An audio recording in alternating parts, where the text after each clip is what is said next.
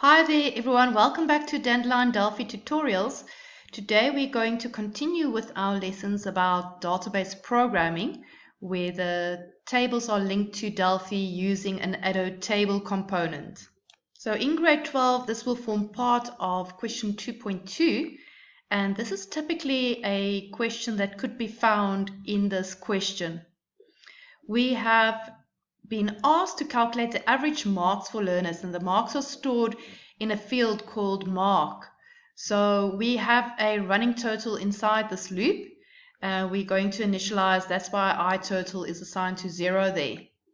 Now, in the previous lesson, you used dot first, and this makes the first record the active record. And it's very important to do that because your active record could maybe sit somewhere else in that table and you don't want to skip over some learners. So that's why we have dot first above this loop. Then we have while not end of the table. So this means while I have not reached the end of file marker for this table. When you were reading from a text file, you used similar code to check if you've reached the end of a text file.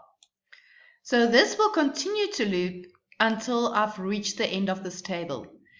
Very important is to code your dot first, the while not end of the table, a begin and an end. So this while loop will always have a begin and an end. But before this end, we need to move to the next record. You've set the active record to be the first one. We then do something with the first one, and then we move to the second record. Then we loop again, and our while loop tests if we've reached the end of the table.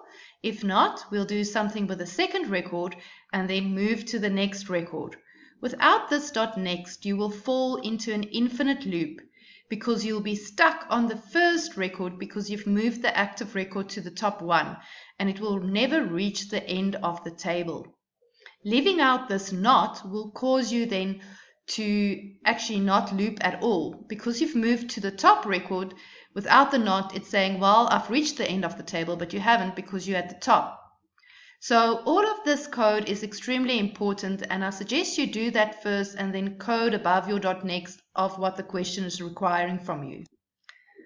So what we're doing above here is we're just adding all the learners' marks together, and that is my running total to calculate the average which was required.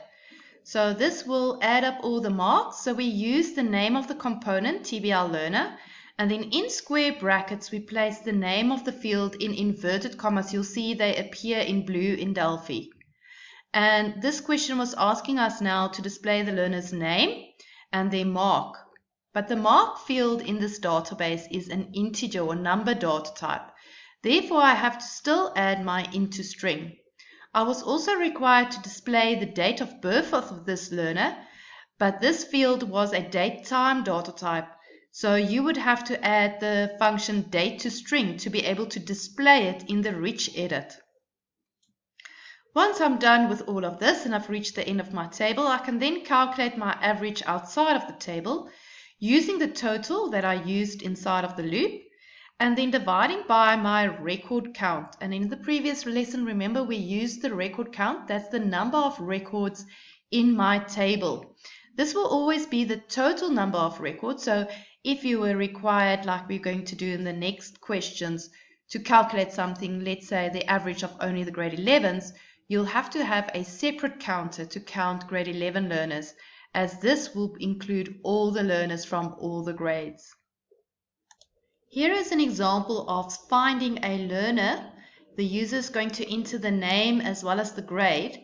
And then once I find this learner in my table, I'm going to make the loop stop.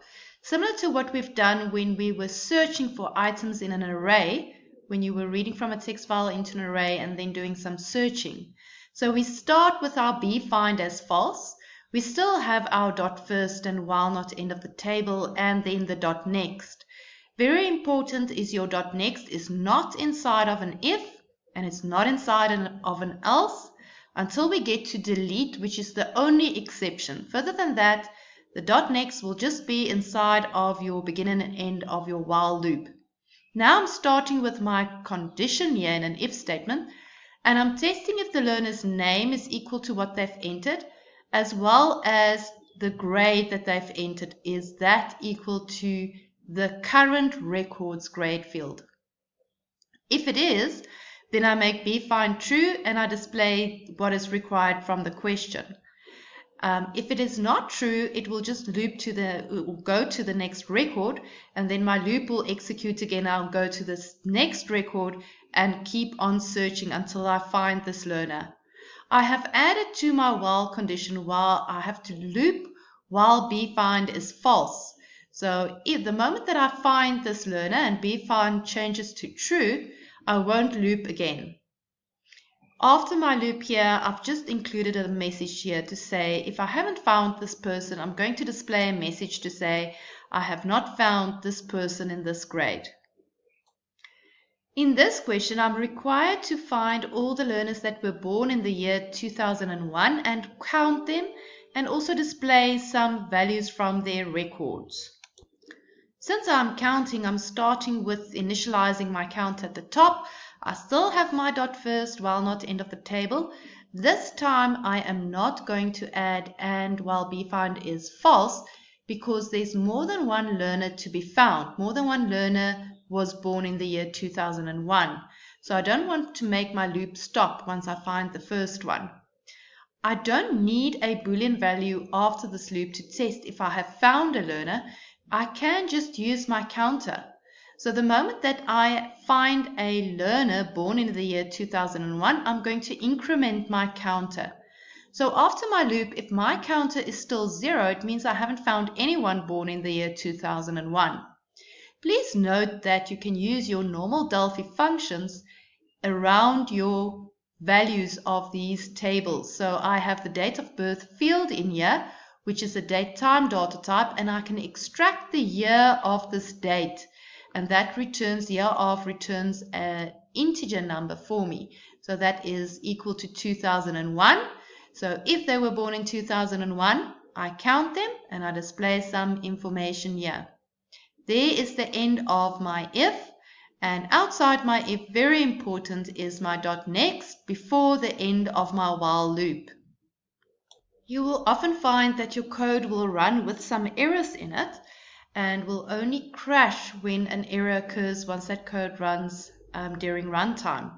So the one error that we often see is something that says TBL learner or whatever the name is of the table that you're using, field and then first name not found, or another value in there.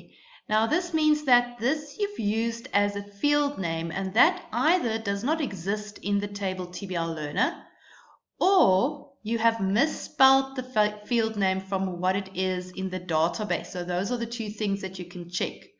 The second error that we often get, especially when we're outputting in a rich edit, is a very long message, but then at some points it says it couldn't convert variant of type into another type, and that really just means that you haven't used your int string, float string, or data string to display some of your fields. You could even have tried to display a yes/no field directly into your rich edit, which would not be possible. To display a yes/no field, the best is to have a little if statement, and then let's say we wanted to know if they had a sibling, and sibling was the yes/no field. We will add to our output, or we will assign to some output variable a string that says yes or no, or whatever the question was requiring from us. This is now your time to practice. So go to the downloaded files in Addo Tables and the folder, and then inside the ebooks folder, open that program. I will show you where to download just now if you haven't done so already. And it is important to take note of the design of our tables. You will need that because you need the data types. So maybe take a screenshot of this or take a picture of your phone so that you can put it next to you while you complete the next questions. Here is the link for you guys to download the data files. So click on that and download it if you haven't done so already. You will see in the data files you'll be given with DM user do begin and end. Just code in between the begin and end. The DM is a data module through which we have linked, or I have linked, the tables for you. In an exam, this will also be done, but later in my book I do explain to you how to do it yourself, as you would need to use this in your PAT. So here's your time to practice. We're also practicing setting our tab stops. Read carefully. You need to set 2 tab stops and make use of a procedure. We're going to call it quite a lot in this program. It's one long program. And then you have the menu display. Press pause. I'm going to show you the other questions and then we'll go to the memos. Here is the menu search user and an example when Nikki Carter was entered, and then next John Smith. Then we're going to do menu partial search, and here is the example of output when BA was entered. So here is my setting of tab stops procedure. Make sure you have it clear first. We have 2 #9s, therefore our tab count is 2. And remember, we're starting at tab 0, and the first tab will always be smaller than the second one. And I have 2 tab stops, so therefore I have to have tab 0 and tab 1. So I'm now in my menu display, and I've called my tab stops here at the top. That will clear my rich edit and set up my tab stops so I'm able to use my #9s. And I have my dot first, while not end of the table, and my dot next with my begin and end for my while loop. That I do first before I code in between. And remember, when you're using ink on a variable, you need to initialize that variable above the loop. And when you're using a variable on both sides of the assignment statement, you need to initialize that variable. And that's the same for R grade 11 as well as R total. So in my while loop, here I'm testing if the learner is in grade 11, because we were asked to calculate the average paid by the grade 11 learners as well as the average for the whole school. So the top part here is counting my grade 11s, and then I'm adding up all the amounts paid. So TBL username with square brackets and in inverted commas the amount. That's the field name from my table. In my next line here, I'm displaying fields for my grade 11s. The ID from the username table is an integer data type, so I have to int string it. The surname I can just add because it's already a text data type, and then I need to add the amount paid. So if I scroll over, you will see that I've used float string f on the amount. So the first argument for float string f is my field name amount, and I want to display the currency, so I'm displaying FF currency, and I'm displaying 2 decimal places. Outside of my if statement, I am adding up all the amounts paid for all the learners, regardless of their grade, to calculate the average amount paid for the whole school. That is just before my dot next, and there's the end of my while loop. So outside of my loop, I can now calculate the average amount paid by all the learners. Record count will hold the number of records in this table, so I can use record count here. However, when I'm calculating the average for the grade 11s, I have to use their total as well as their number. So I've counted them using I grade 11, and that will give me the average just for the grade 11s. Then an open line, that's that hidden question, and then just the display in your rich edit as usual. This is the next question, searching for a user. The user enters the name and the surname, and I want to make my loop stop once I find this person. So I'm entering the name and the surname, and I'm setting bfind to false and making the loop stop when this changes to true. I still have my dot first while not end of table and my dot next, which is not inside of my if statement. Here you can see my if statement, and I'm making sure that my program is not case sensitive, and I want to test where this record has the name as per the user's input as well as the surname as per the user's input. And if both of these conditions are true, then bfind is set to true, and I'm displaying the values of this person. Remember, grade is an integer, so I have to int string it. Remember the dot next outside of your if, and then outside of this while loop, I'm testing if bfind is still false, And if it is, then I will display a message to the user saying that I have not found this person. Here is the partial search memo. So I'm getting input from the user, but only for the first few characters of their surname. And I'm going to set my tab stops and create my headings. And I'm going to still use bfind as false so that I can tell the user after the loop whether I found this person or not. Or I'm finding many, so I'm not making my loop stop here. But I do want to give the person output if I haven't found anyone whose surname started with the values entered. I still have my first while not end of the table and my dot next. And in here, my if statement is now searching using pos. So I'm searching for the input of the user in the surname field, and if I find this input at position 1, it means this person's name started with the values entered. You could have used a copy and copied out for the length of the input of the user, but I find pos a very handy little function to use in my if statements.